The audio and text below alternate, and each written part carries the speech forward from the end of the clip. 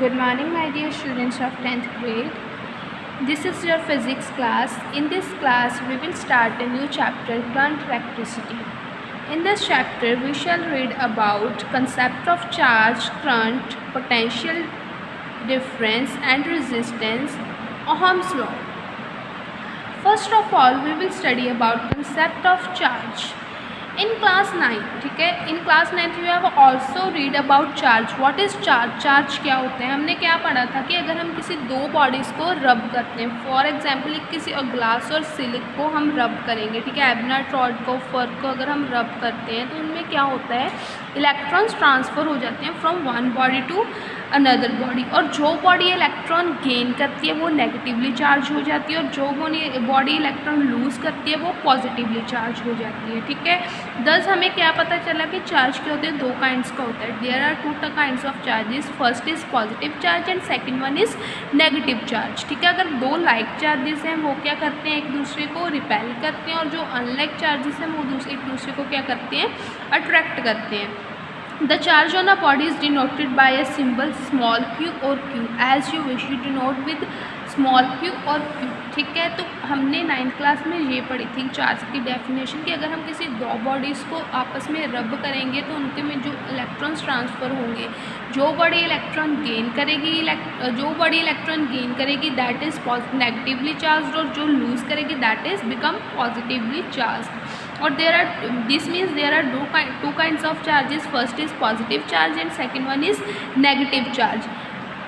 We also know that when we two like charges repel each other. When we two like charges means if we attract the positive, and means if the two bodies are positively charged and we attract that bodies, we near about both the two bodies, then the two like charges repel each other, and two unlike charges means positive negative क्या करेंगे, एक दूसरे को attract करेंगे, ठीक है। उस charge on body क्या होता है, Q, it is denoted by Q।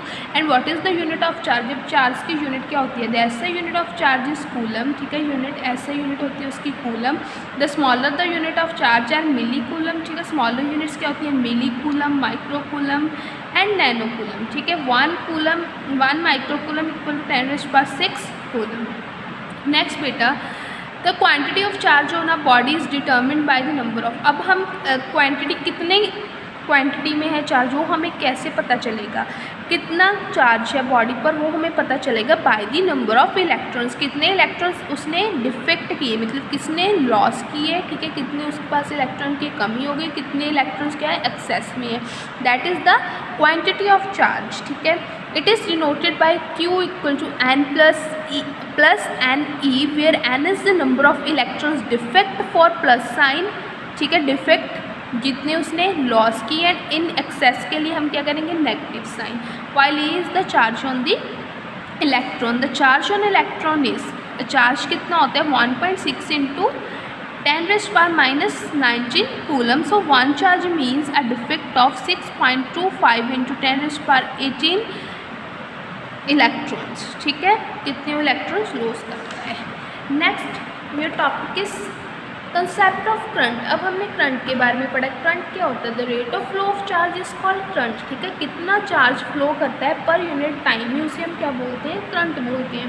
The charging machine constitute electric current. Current is defined as the ratio of flow of charge, ठीक है, कितना चार्ज फ्लो करता है।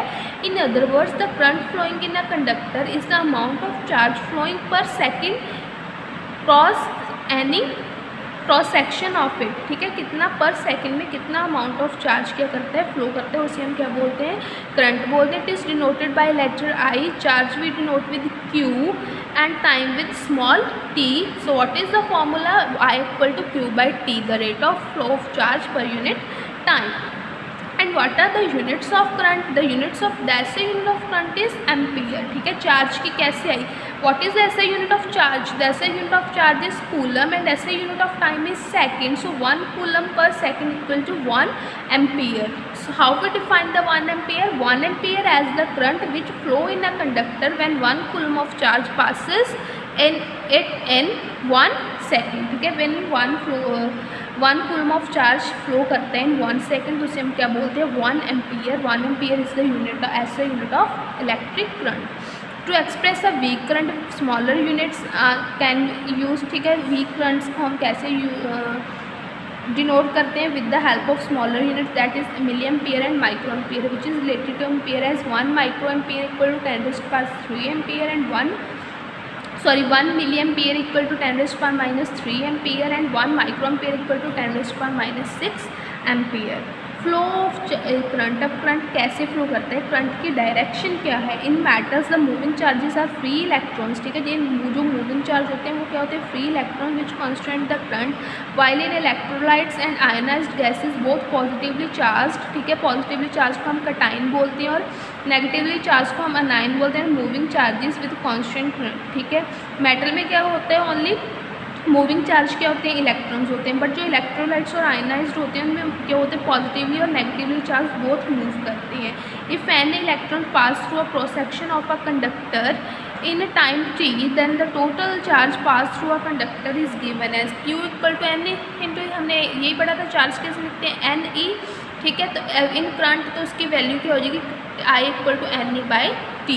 Since 1 coulomb charge is carried by 6.25 into 10⁻18 electron, so if 1 ampere current flows through a conductor it implies that 6.25 into 10⁻18 electron pass in 1 second cross the cross section of conductor, ठीक है। अब हमने charge भी पढ़ लिया और current, charge क्या होता है, rate of flow of electron is called charge and current, sorry charge क्या होता है, अगर हम 2 बॉडीज़ रब करते हैं तो उसके इलेक्ट्रॉन्स क्या होते हैं, एक दूसरे में ट्रांसफ़र हो जाते हैं, उसके क्या प्रोड्यूस होता है, चार्ज, और करंट क्या होता है, जितना चार्ज फ्लो करता है दैट इज़ करंट। आगे बेटा पोटेंशियल डिफरेंस क्या होता है, what is the concept of potential difference.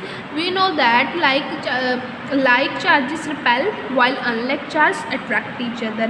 If a charge A is brought near another like charge B, some work has to be done in moving the charge A against the repulsive force on it due to the other charge B.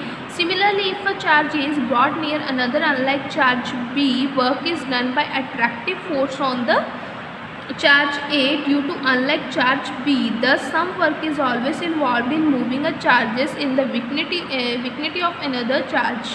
Therefore, the potential at a point in a region of charges is measured in terms of work done in moving a test charge from a point of zero potential to that potential. Since force between the two charges is zero at infinite separation, therefore we consider that potential to be zero when the two charges is at infinite separation from each other. The work done in bringing the test charge from infinity to a point in the region of the other charges when divided by the value of test charge gives the potential at that point. Thus we define as the potential at a point is defined as amount of work done per unit a charge in bringing a positive charge to from infinity to that point. अब बेटा क्या होता है, ठीक है, 2 charges हैं, there are 2 kind of charges, charge A which is positively charge and charge B which is negatively charge. अगर हम 2 लाइक चार्जेस को एक दूसरे की तरफ लाएंगे, ठीक है, तो वो क्या करेंगे, एक दूसरे को रिपेल करेंगे, उसमें जो रिपल्सिव फोर्सेस हैं, ठीक है, उसमें कुछ ना कुछ तो वर्क डन हुआ। अगर हम चार्ज लेकर गए near the another like charge तो उसमें अगेन क्या हुई, अगेंस्ट रिपल्सिव फोर्स आ गई, उसमें कुछ ना कुछ वर्क डन हुआ। अगर हम एक लाइक चार्ज और एक अनलाइक चार्ज को क्या करेंगे, एक दूसरे के नियर लेकर जाएंगे तो क्या होगा, दोनों एक दूसरे को अट्रैक्ट करेंगे, means there is also work done, ठीक है, उसमें कुछ ना कुछ वर्क डन हुआ, ठीक है। तो अगर दोनों चार्जेस में बहुत ज़्यादा सेपरेशन है, ठीक है, from infinite separation, then the work done is zero, because there ना तो कोई अट्रैक्शन होगी ना रिपल्शन होगी, तो पोटेंशियल डिफरेंस भी क्या हो जाएगा, ज़ीरो हो जाएगा। बट पोटेंशियल डिफरेंस यही होता है कि अमाउंट ऑफ वर्क डन, कितना वर्क डन हुआ पर यूनिट चार्ज, ठीक है। अगर हम एक पॉजिटिव चार्ज को from infinity to that point in bringing a positive charge from infinity to that point, ठीक है। See the figure, there is a charge body, ठीक है, कोई भी पॉइंट पड़ा है फ्रॉम इन्फिनिटी तो उसके हमें इस चार्ज तक लेकर आएंगे, ठीक है, तो दैट पॉइंट इसे हम क्या बोलेंगे, पोटेंशियल डिफरेंस, ठीक है। The amount of work done in bringing a charge, positive charge positive test charge from infinity to that point. Potential difference is a scalar quantity, ठीक है. स्केलर क्वांटिटी से हम डिनोट कैसे करते हैं? It is denoted with the help of capital V. So if W Joule of work is done in bringing the test charge Q coulomb from infinity to point P, ठीक है. यहाँ से अगर कोई पॉइंट इन्फिनिटी पर है, ठीक है, ये कंसेप्ट देखो. अगर तो दो में हम नियर अबाउट लेकर जाएंगे तो उसमें जहाँ तो अट्रैक्शन होगी या रिपल्शन होगी तो उनमें तो वर्क डन होता रहेगा. बट अगर कोई चार्ज इन्फिनिटी पर है, मींस कोई पॉजिटिव चार्ज इन्फिनिटी पर है, उसे हम उस पॉइंट तक लेकर आएंगे कि दोनों बॉडीज़ में अट्रैक्शन या रिपल्शन शुरू हो जाए, तो उसे हम क्या बोलते हैं? पोटेंशियल डिफरेंस, ठीक है. उस पॉइंट पर potential difference at point is defined as amount of work done per unit charge in bringing a positive test charge from infinity to that point. Potential difference is denoted by V and work done denoted by W and charge is denoted by Q. So what is the formula? V equal to W by Q means work done in per unit charge in bringing a positive charge from infinity to that point. तो work done क्या हो गया? Q into V. And what is the unit of electric potential? The unit of electric potential is volt. So what is the unit of work? The unit of work is joule and unit of charge is coulomb. So 1 volt is defined as 1 joule of work is done in bringing a 1 coulomb of charge to from infinity to that point. That is the definition of the charge. This is a potential, ठीक है. This is potential. This is not potential difference. This is potential. The potential क्या होता है? अगर हम उसे उस चीज़ पर लेकर, ठीक है, उसे एक इन्फिनिटी से एक पर्टिकुलर पॉइंट पर लेकर आएंगे चार्ज को, that is called potential. And what is potential difference? Now in practice when we consider that the flow of current between 2 points A and B of an electric circuit, we consider only the flow of charge between the 2 points A and B. Therefore it is not necessary to know the exact potential at each point A and B. It is sufficient to know the potential difference between the point A and B using the definition of potential at that point. The potential difference between the 2 points can be defined as the potential difference between 2 points is equal to the work done per unit charge in moving a positive charge from one point to another point to the from one point to the other. तो क्या होता है कि अगर दो charges हम बोलते हैं, प्रैक्टिस में हमारे पास 2 पॉइंट्स हैं A एंड B और इलेक्ट्रिक सर्किट में जिनमें करंट फ्लो हो रहा है, अगर हमने we consider only the flow of charge between, हमने उनके बिटवीन देखना है कि कितना चार्ज फ्लो हो रहा है. Therefore it is not necessary, तो हमें ये not necessary to know the exact potential at each point, ठीक है. हमें ये ज़रूरत नहीं कि हम ईच पॉइंट पर उसका एग्जैक्ट पोटेंशियल देखें. It is sufficient to know the potential difference, ठीक है. अगर हमें पोटेंशियल डिफरेंस पता चल जाए, it is sufficient between 2 points A and B. So what is the unit of potential difference? What is the definition of potential difference? The potential difference between 2 points is equal to the work done per unit charge in moving a positive test charge from one point to another, ठीक है. Potential difference क्या होता है? Between the 2 points is equal to the work done, कितना work done हुआ per unit charge in moving a positive charge from one point to other point, ठीक है. It is a scalar quantity. तो इसे हम कैसे, W is the W value of work done in moving a test charge Q coulomb from point A to B, then potential difference is denoted by VA minus VB, ठीक है. VA means potential difference, potential at A minus potential at B, the whole is potential difference is denoted by W by Q. And what is the unit of potential difference now? Again the unit is potential difference is 1 volt and it is defined as 1 joule of 1 volt of, and the potential difference between 2 points is said to be 1 volt if the work done in moving 1 coulomb charge from one point to other is 1 joule, ठीक है. 1 joule होगा. Now बेटा the other concept of resistance. अब resistance क्या होता है? आपने देखा है ना, जहाँ पर करंट होता है वहाँ पर रेजिस्टेंस होता है जो ऑब्स्ट्रक्शन ऑफर्ड, ठीक है. एक ऑपोजिशन होती है, opposition offered to the flow of current by conductor, ठीक है. कंडक्टर उसे क्या देते हैं? ऑपोजिशन देते हैं, उसे हम रेजिस्टेंस बोलते हैं. When current flow through a conductor, अगर जब करंट फ्लो करता है, the conductor wire offer some obstruction to the flow of current that offer some resistance, ठीक है. रेजिस्टेंस देती है द ऑब्स्ट्रक्शन ऑफर, जिसमें रेजिस्टेंस कम होगा, ठीक है. कॉपर में क्या होता है? रेजिस्टेंस कम होता है. That's why we use copper for electric means जो हमारी वायर्स होती हैं ना वो हम कॉपर्स की यूज़ करते हैं, उसमें रेजिस्टेंस कम होगा, जितना रेजिस्टेंस कम होगा उतना करंट फ्लो करेगा, ठीक है। कॉज ऑफ रेजिस्टेंस, अब रेजिस्टेंस का कॉज क्या है? When a metal is formed, जब मेटल फॉर्म होता है, its atoms lose from one its outer orbit, ठीक है। उसके अगर जब मेटल फॉर्म होता है तो उसके एटम्स क्या होते हैं? लूज होते हैं, उसके आउटर ऑर्बिट से, हमने केमिस्ट्री में पढ़े थे, उसके आउटर ऑर्बिट से क्या होते हैं? एटम्स लूज होते हैं।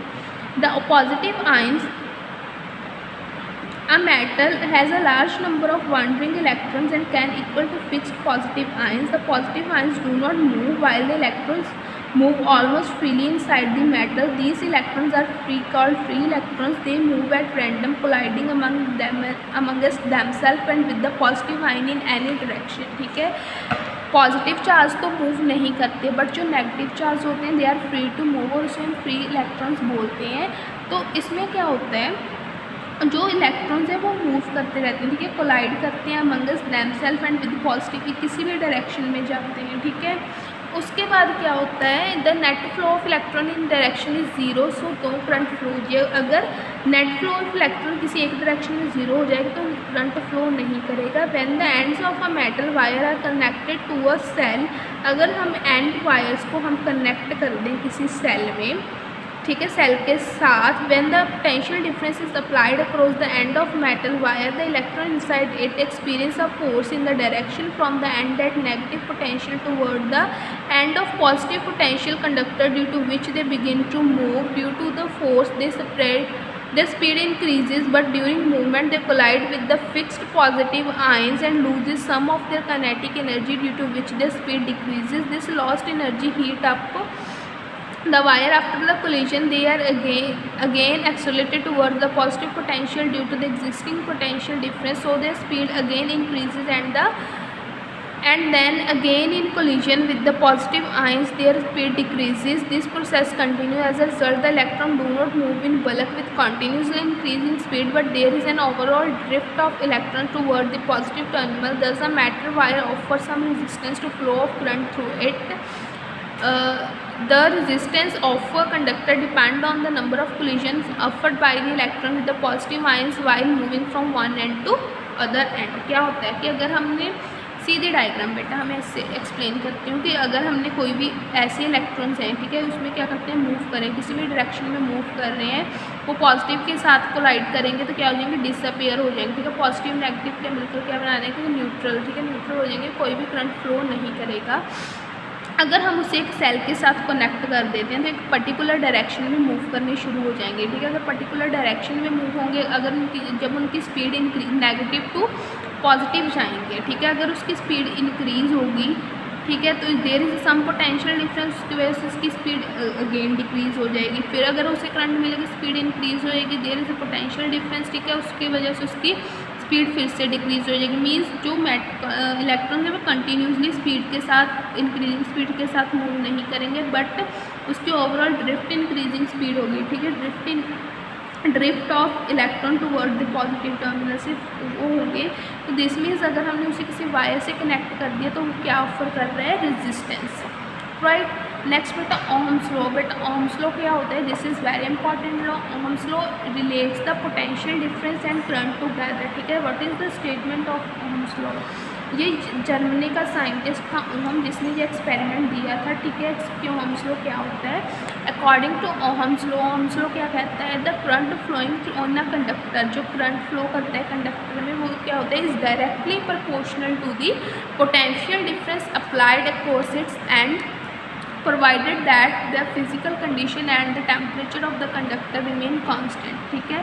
अगर हम टेम्परेचर कांस्टेंट और फिजिकल कंडीशंस को कांस्टेंट रखेंगे तो जो rate of flow of the potential difference applied across its ends is the current flowing in a conductor, जो करंट फ्लो कर रहा है I is directly proportional to the potential difference across its ends, provided that क्या condition होनी चाहिए कि जो इसकी फिजिकल और टेम्परेचर है वो क्या होनी चाहिए? कांस्टेंट होनी चाहिए। So in mathematically I is directly proportional to V, ठीक है. If the directly proportional between current and potential difference implies that if the potential difference across the end of a conductor is double, the current flowing it also gets double. ठीक है. Directly proportional का मतलब है अगर potential difference उसके and में double हो जाएगा तो जो करंट फ्लो कर रहे हैं वो भी क्या हो जाएगा, डबल हो जाएगा. ठीक है. Means V is directly proportional to I in mathematically if I is the current flow through a conductor when the potential difference across its ends is V, then according to Ohm's law V is directly proportional to I or I is directly proportional to V और V by I equal to constant. ठीक है. ये equation constant. In equation 8.9 we put the constant value equal to R, means resistance of the conductor, then V equal to I R. Then the resistance R is a constant at a given temperature for a given conductor. If I equal to 1 then V equal to R. Thus the resistance of a conductor is numerically equal to the potential difference applied across its end for a flow of unit charge through it. ठीक है. And what is the unit of resistance? The unit of resistance is ohm, means unit of volt and unit of current. Unit of potential difference and unit of current. 1 ohm is equal to 1 volt over 1 ampere. ठीक है. तो 1 ohm को हम कैसे define करेंगे? resistance of a conductor is said to be 1 ohm is if 1 ampere of current is flows through it when the potential difference of 1 volt is applied across the ends of the conductor. Right. In the next AV we will discuss the graph of Ohm's law and rest of the chapter. I hope you all understood the chapter. Thanks and have a nice day.